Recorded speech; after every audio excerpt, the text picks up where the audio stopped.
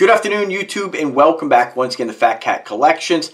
Pretty excited to bring to you a new watch for the collection, and this is a brand that goes by the name of Schild. And Schild is a relatively, from my understanding, new brand on the block. I've never heard of Schild until recently, and I was actually looking through some of the Dartmouth brands, and I discovered that this brand was mentioned on one of their web pages, and I was like, gosh, I didn't see that on their main page. So I reached out and they were like, yep, that's one of our brands, and at least that's what I think she said. Well, regardless, my contact sent me 3 of these watches to share with you guys. And so this one here is pretty cool. This is going to definitely appeal to many folks. Before I show you the watch, let me just show you guys the unboxing, okay? Now, for those who need a little extra to stay tuned in, this is a Tourbillon.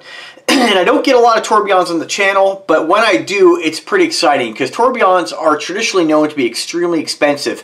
And as modern technology moves forward and these watch movements become cheaper and cheaper to manufacture, and the real world kind of wakes up, you realize that like there's nothing really fancy about a tourbillon.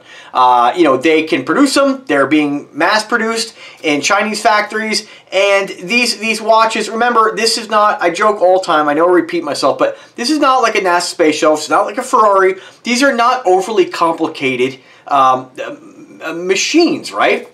So they're getting better and better, and now you get a tourbillon for a fraction of the cost of what you normally would have to pay. Granted, there was a time where producing a tourbillon really was quite complicated. Nowadays, with modern machining, modern technology, it really isn't, right? So let's talk about it. So lovely presentation of this brand, and all 3 watches they sent me come in exactly the same box. So here is the presentation. Very clean, got like this almost like plum colored box, cardboard, Schild branding right across the front, right? Open it up here. We have a box within a box. And these are kind of things that, for me, these boxes are pain because now I have to find a place to store them. But here's the inside, right? And you get this, the meat and potatoes, the Schild box, outer sleeve, Schild branding on here, model number on the side. And these are limited edition pieces.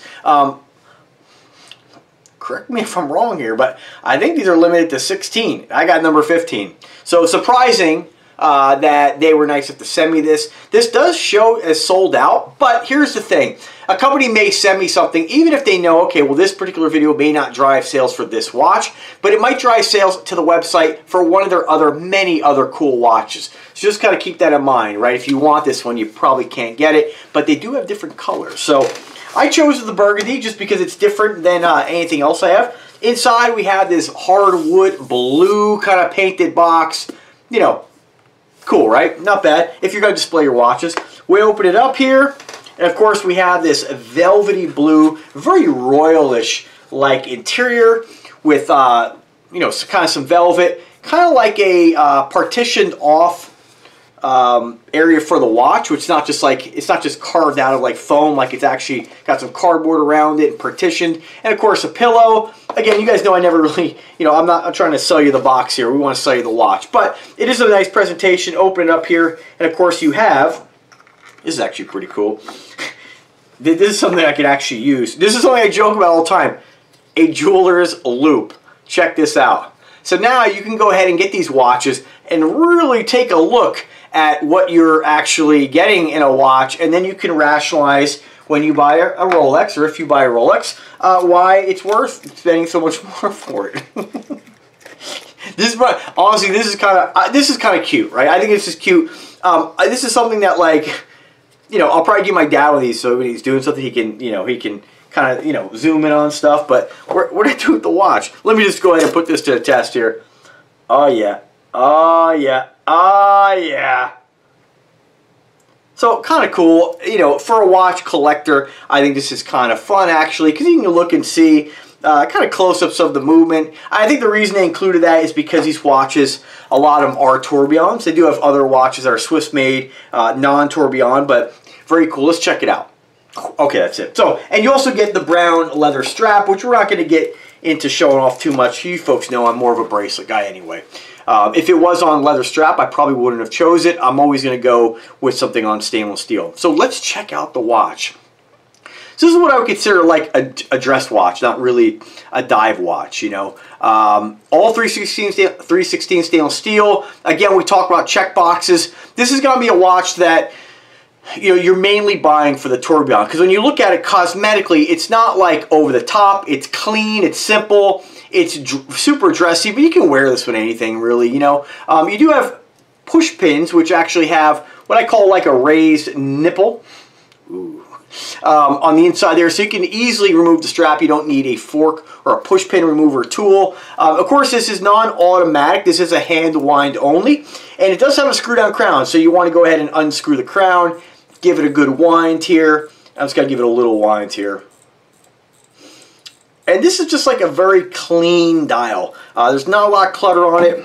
I don't even know if there's loom on this, other than on the hour and minute hands. But you can see that tourbillon spinning away. Very cool. And I don't, you guys folks know I'm a big time watch connoisseur, right? But I don't really get too involved in learning about, you know, what makes the watch work and the different parts. Like, I misspeak all the time about what I call things. I don't really give a shit, to be honest with you. I just really enjoy collecting and slapping these babies on the wrist and wearing them, right? Showing them off. People ask me about them all the time. You know, a watch like this isn't, you know, remember, for us Invicta collectors, a watch like this is not going to get tons of like, people aren't going to walk by and be like, whoa, you know, it's just not big and bold and super flashy. But it is something that if you are a guy that collects watches, and, you know, I think there's, just like when, this is what I kind of think about when it comes to Swiss made. I watch a YouTuber every now and then, and he's I'm not going to mention his name, we ain't plugging anybody anymore, but he's, been involved in the Invicta game for a while. Has a pretty good following, you know, not that many, but people do really appreciate him. And lately he's been kind of branching off to other brands. And what I see happening is kind of what I see with a lot of people who lack integrity, right? They're like, they're not going to knock the Invicta brand. I shouldn't say no integrity, but they're not going to knock the Invicta brand, but they're really kind of getting away from it. And they start to embellish things like Swiss movement. I got my first Swiss movement, you know, and they kind of almost act like there's some huge difference in getting, like, oh, I would have preferred that have the SW200 or the Value, when really, well, why? Why would you prefer that? You know, what is the watch more accurate? And there's this, like, idea of people wanting these things that I just don't understand, like, well, what is the reason behind it? Be honest with you, if every watch that I own had an NH35 in it, I would never care about owning any of the other ones. The only reason why I look at something that has an SW200, a Schild, is because on paper, and there are legitimate reasons on why the watch, that movement might be a little more advanced, maybe a little more accurate, maybe a little more shock resistant. There are differences, but none of which that I personally use or see on a day-to-day level, right? So, which brings me to watch collectors sometimes just want it, right? And I'm just real with that. When I say I got Value, it's really just to say, added a Value to my collection. Makes no difference at all, right? Added an SW200, have a Miyota, have this Chinese off-brand, have a Seagull. It's really just that I have these watch movements, these different brands.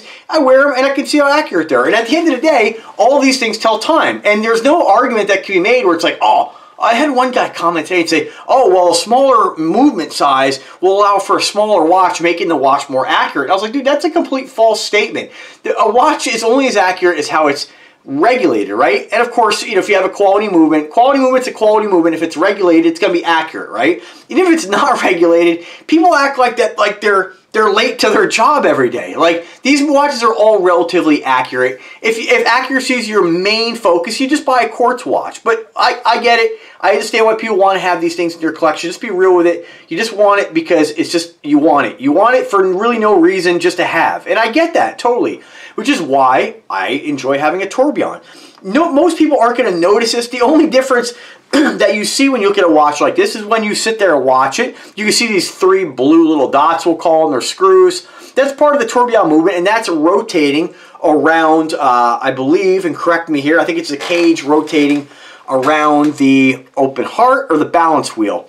And so, balance wheel, open heart's like so you can see through it, right? And so I believe, I don't know how that works, the physics behind it, but it helps to counteract gravity and it's more accurate. But at the end of the day, it still tells friggin' time like any other watch that I have. Why do you want it then? So you can say you have a tourbillon in your collection, and there is an element of enjoyment that I get when I look at a tourbillon and say, man, this has got the tourbillon. And that's really about it, because ultimately it still tells time. And the only thing that I see is those extra moving parts in here that I say, shit, that's fucking cool. That's about it. That's the only difference. So one thing to be noted too, when I look at this watch on here on their website, I just want to go back and look here. And I might have misspoke on this. They make two different variations of this watch. They make one that's solely sold out. It's called, and I didn't mention the name, but it's called the Friedrich Tourbillon in burgundy. Very similar. It almost looks like the identical watch. But then we scroll down and we have the same watch, but they call it the Friedrich Tourbillon Fume Limited Edition, also sold out. But this they say is wine red. Fume wine red, right? Very similar to the other variation. Not much of a difference at all. And this is what it says on this, okay? What's weird is the box says 16, but this one says here, I'm not going to give you the whole spiel, but it's got the Fume. I wish they didn't do it. They just confused poor fat guy here. The Fume dial adds depth and appeal. I know I'm going to get corrected, so just hit me with it. Limited to only 64 pieces, which is odd because the box says something different. But regardless of the fact, it's got the tourbillon. And when I go to specifications, it just states mechanical tourbillon. I don't know who makes a tourbillon. I can't really see any kind of branding. But what it's safe to say, I think, is that like when I sold the, when I reviewed the Age Locker, that watch was the first tourbillon I got. And I think a lot of these tourbillons that are affordable, when I say affordable, I'm talking $1,000 to $3,000. That's considered affordable in a tourbillon. Although, again, you can find these watches like this in the $800 to $1,000 price range. I think it's kind of fair for a brand like this. Remember, this is not a super like well-recognized brand that they can rationalize charging, you know, $8,000 for, $100,000 for, right? So just kind of take that with a grain of salt. You know, I can read you, you know, the rest of the specs. I'm just not going to, because a lot of it's kind of meaningless. You know the dial color is red. I'll give you a couple here. 20 millimeter lug to lug. Comes with the brown leather genuine strap. 10 ATMs of water resistance. 15 millimeters case thickness and 44 millimeter diameter. That's kind of the basic stuff, right? As far as the crystal's concerned, it does have an anti-reflective sapphire coated crystal and a screw down crown. These are kind of the things what I consider like the major check boxes. And number one for me, do you like it? Absolutely. 2, stainless steel. 3, what kind of movement? I like it because it's got the tourbillon. So some folks may not like that because you have to hand wind it all the time, right? Again, not a big deal to wear something that's extremely cool like this. As far as other color combinations, it is available in a, which is kind of wish I would have requested this one. They do have it in a yellow gold with like a royal blue dial. Beautiful looking watch. They do have a deep teal, not just teal, but deep, baby. They have an aqua. They have, looks like, do they have black? Like a chocolate brown, a black. So, you know, this is a brand that, I don't know too much about it, but if we just go to the About Us section, just to give you guys a little bit of spiel, just here, the Schild brand is an important part in the foundational history of the watch industry. From the 1890s to the 1970s, movements bearing the Schild name offered up reliability, quality, and precision. So I think that this is probably a very old brand, and kind of like Invicta was a very old brand, and then it gets reacquired, and it's really probably, and I'm just assuming here, it's probably not anything like the original, right? It says here they're reviving the legacy of the Schild brothers, renowned Swiss watchmakers from the late 1890s. So that's kind of it in a nutshell. They're basically taking the name from these two brothers and making kind of a watch company, a themed watch company around that story. So does it have anything to do with the heritage? You know, are the Schild brothers involved in these watches? No, absolutely not, obviously. But, you know, it's a totally different company, but they're kind of capitalizing off this name. So I think it's cool. I think it's kind of nice to have, you know, something that kind of ties the watch to the past.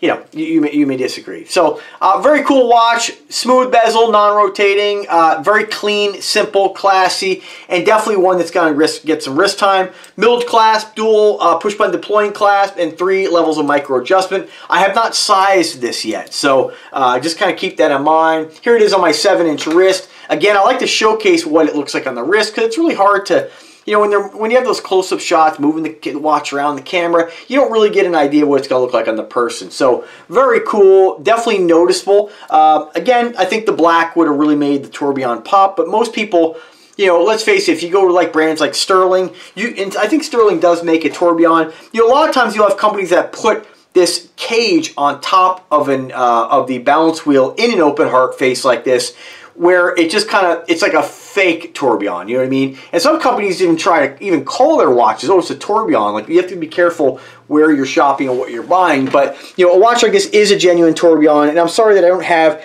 the exact movement or what they're using, but I think it's safe to say it's probably something you're going to find, you know, in a lot of the many Tourbillons out there, including their other brand like Nubeo, but I don't have the exact information on that. As I find out more information at a later date, as always, I put a comment. I usually pin it to the comment section, or I'll just put it in the description. But just a very, very cool watch. And if you haven't checked out my other Tourbillon watches, check out the 2 Tourbillons I reviewed by Nubeo. Check out the Tourbillon review by Age Locker. And definitely give this one a look if you are in the market. I don't have a coupon code right now. I don't have an affiliate link. I hope to get that at a later date. But definitely give them a look and let me know what you guys think. Add one to your collection. I think, again, any watch collector, when we're looking at just telling time, we're looking at value, of course you got to say, oh, you know, the price on this, just to give you guys, just so you're not like having sticker shock, these are in the $2,500 to $3,000 price range. So just so you know, I'll try to get you a coupon code, but to also put in perspective, when they go on sale, something I'm trying to get Dartmouth away from. Right now, they have this particular watch in the Fume